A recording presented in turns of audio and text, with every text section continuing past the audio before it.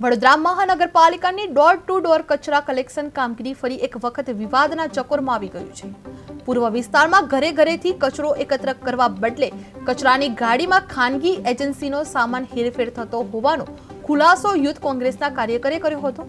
કોન્ટ્રાક્ટરો ખર્ચ પાલિકામાં બતાવી ખાનગી કંપનીનું કામ કરતા હોવાનો આક્ષેપ થતા લોકોના વેરાથી ચાલતી સુવિધાનો લાભ સામાન્ય નાગરિકો નહીં પરંતુ વેપારીઓ લઈ રહ્યા છે તેવા સવાલો ઉઠવા પામી રહ્યા છે।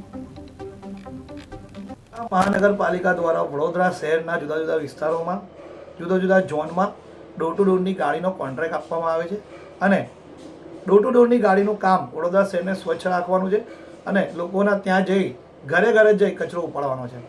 પરંતુ ડોર ટુ ડોર ગાડીઓના આડમાં કોન્ટ્રાક્ટરો દ્વારા અને ગાડીના ડ્રાઈવર દ્વારા એક મોટું કૌભાંડ ચલાવવામાં આવી રહ્યું છે।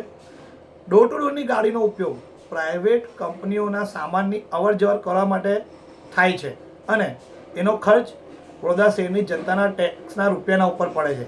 ત્યારે અમારી પાલિકામાં એવી માંગ છે કે આવા કોન્ટ્રાક્ટરો પર તાત્કાલિક ધોરણે એક્શન લેવામાં આવે, એમનો કોન્ટ્રાક્ટ રદ કરવામાં આવે અને જેટલો પણ ભારત વડોદરા મહાનગરપાલિકાના ટેક્સ પર તિજોરી પર પડ્યો છે એ તમામે તમામ આવા કોન્ટ્રાક્ટરો પાસેથી વસૂલ કરવામાં આવે એવી જ અમારી આ માંગ છે।